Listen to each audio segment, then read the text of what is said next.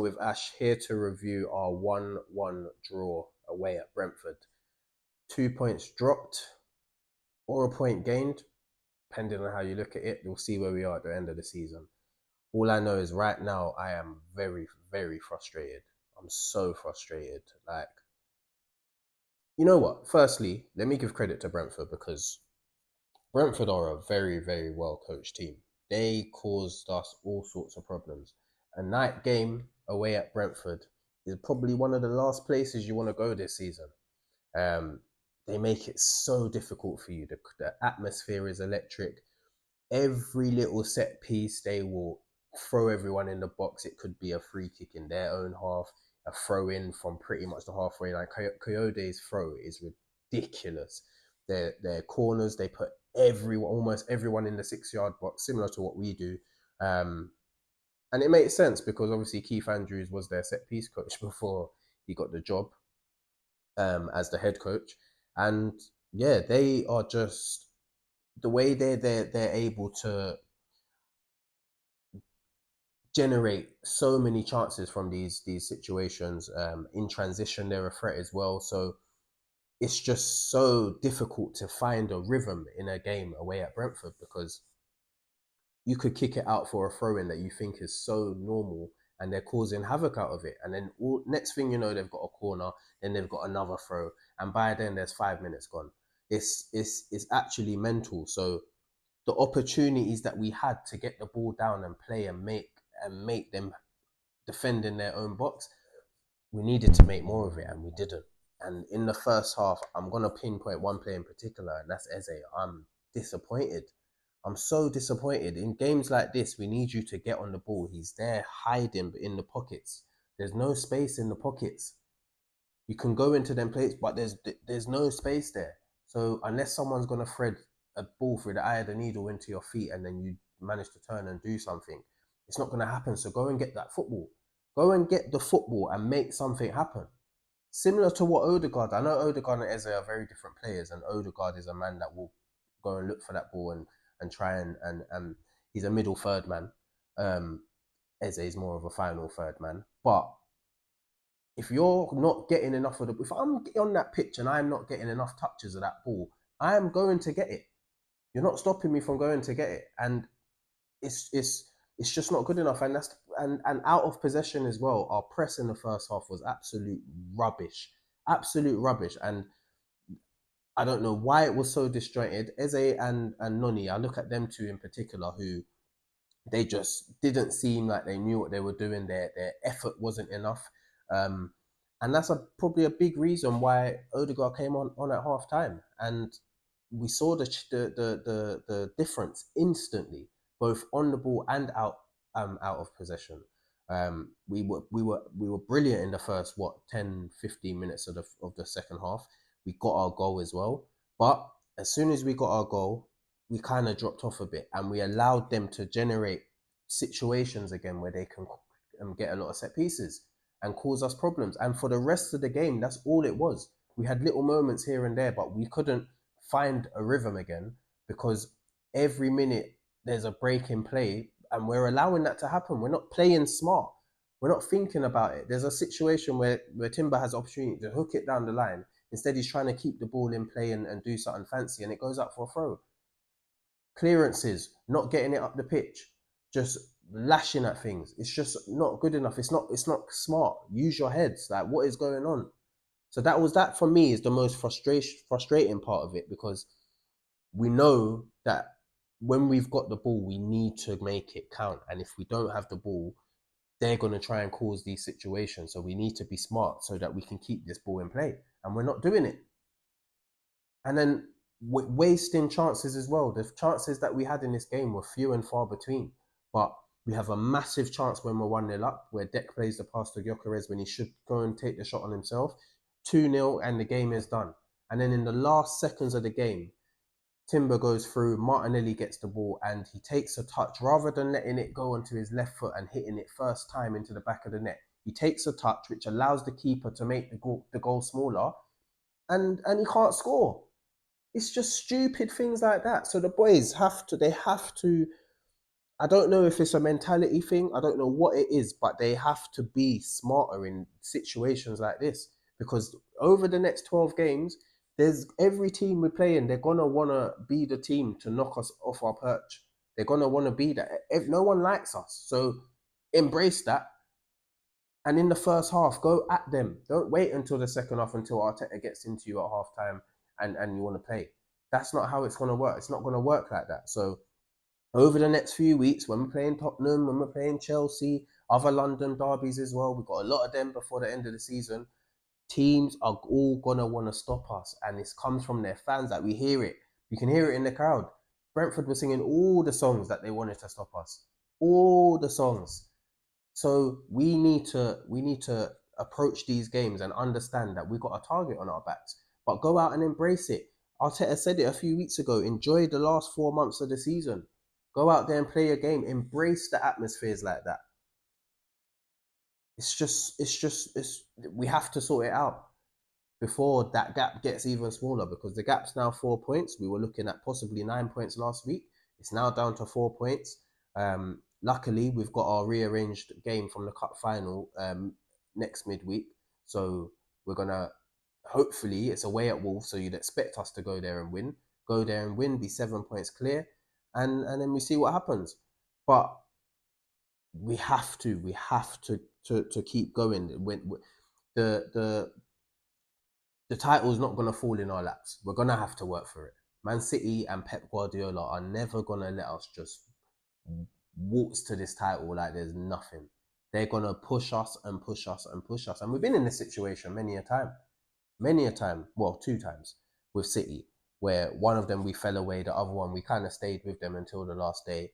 But this time we've got the experience, we've got the lead, um, and we've got a big game away at the Etihad as well to come. So yeah, the players need to sort it out. They need to get that in their head.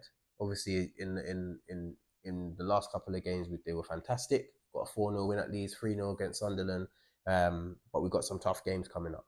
We've got some tough games. After that Wolves game is Tottenham and Chelsea. Like I said, them two teams, more than anyone in this league, are going to want to stop us. So we need to be at it mentally, physically, and go out there and beat them. But yeah, it's a blow, but at the end of the season, we could look at this as a point game because we could have easily lost that game. The way they were throwing the set pieces at us, it was a fight.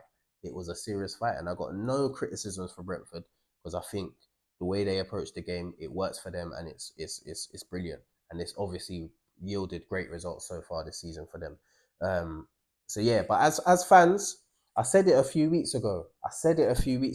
We're not going to win this title easy. It's our first title, hopefully, with in 22 years or whatever it is, 22 years. Yeah, it's not gonna come easy. We have to accept that we're not gonna absolutely blitz this title. It's not gonna happen. There's gonna be shaky moments.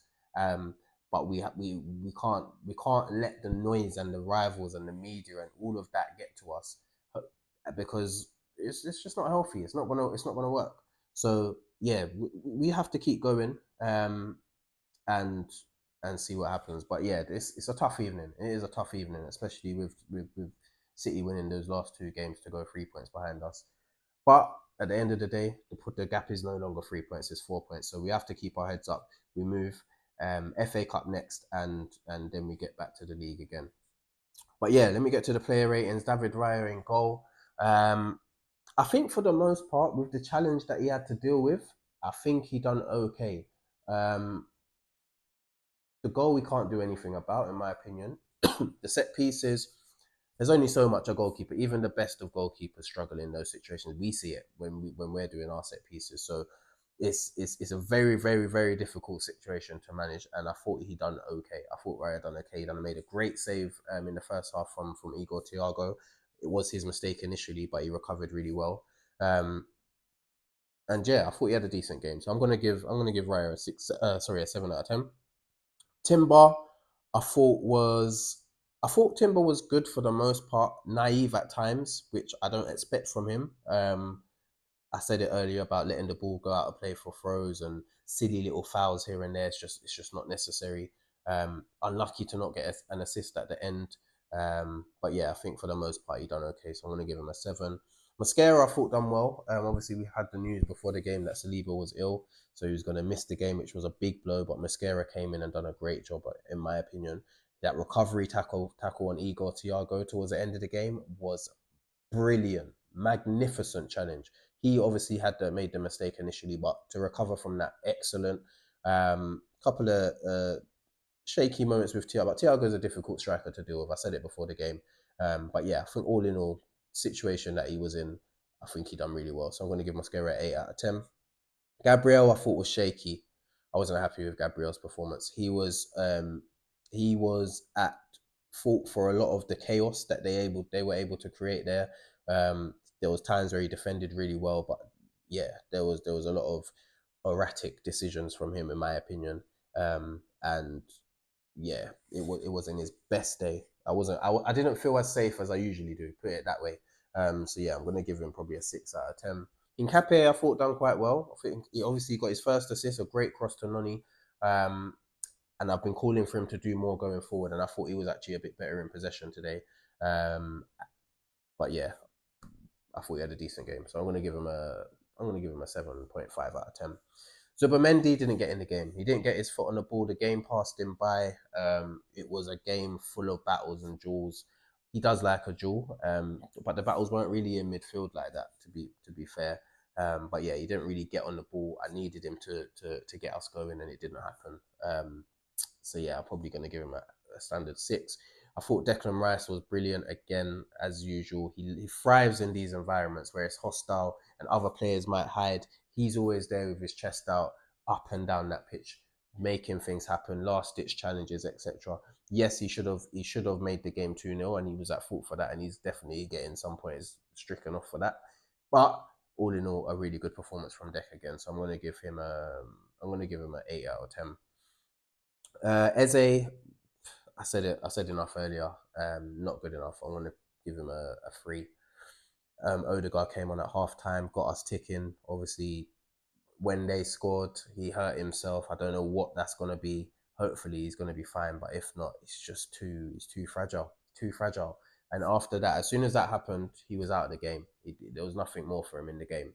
Um, so I don't know if that's an injury there. We'll have to see what happens in the coming days. So yeah, Odegaard, I'll probably give him a 6 out of 10. Trossard on the left. I think Trossard.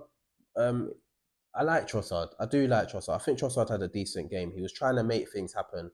Um, Always trying to do something out of the box, creativity wise, playing passes you don't expect, trying to link with other players and little tiki taka. And yeah, he was decent. I'm gonna give him a I'm gonna give him a 7.5 out of 10. Gyökeres, I actually thought in terms of his hold up play, it's his best game for us. He was The way he was bringing the ball down in many situations. I thought was really good. Sometimes the issue with him is once he brings it down and he gets going, or he runs the channel and gets going, he doesn't stop. He's not. Sometimes you need to just stop and go again, stop and go again. Give the defender something to think about. But he's just 100 miles an hour, so he needs to slow it down sometimes. Martinelli had that issue when he was a bit younger, but I think his overall play was really good. Didn't get any chances, which was unfortunate. But I thought he had a good game, so I'm going to give him an 8. Um, on the right, Noni in the first half, he was probing. Had a decent battle out there with Rico Henry. To be fair, out of possession, he weren't good enough in that first half. I said it earlier, but he got a really massive goal. A great header from him. Brilliant header. And I was happy to see him get that goal. So yeah, decent performance from Noni. I'm going to give him probably a 7.5 out of 10. My man of the match will go to Mosquera, actually, considering the circumstances and the challenge that we had there. I thought he done really well. Um, Off the bench, I spoke about Odegaard. We saw Calafiori come on at left back to try and offer some more dynamism going forward. But like I said, we couldn't get our rhythm. We couldn't get any rhythm. And the same thing happened for Saka as well. Didn't get in the game at all, hardly touched the ball. Because we couldn't get any rhythm in the game. We was allowing them too many stoppages of play. So yeah, both of those guys, just an average 5. Martinelli the same, didn't get in the game, but then had the massive chance to win it, and it's just so disappointing, man. The way he's taken that is so disappointing. It's not good enough, and that should have been a little bit of a smash and grab, but it's just not good enough. So I'm gonna give him a 4 out of 10. And I think that was it in terms of the subs. Let me know if I've missed anyone out, but yeah, like I said, it's gonna be a rocky road. It's gonna be a rocky road. So keep your heads up. Try not to get too negative. I know what's just the social media is like. It's gonna be an absolute crisis on social media, despite us still being 4 points clear at the top of the table with 12 games to go. So yeah, we move. Keep your heads up. It's a very, very frustrating one, but we're still there. We're still there, and we're still there. Yeah. So let's go. Let me know your thoughts in the comments. Like, share, subscribe, all of that stuff.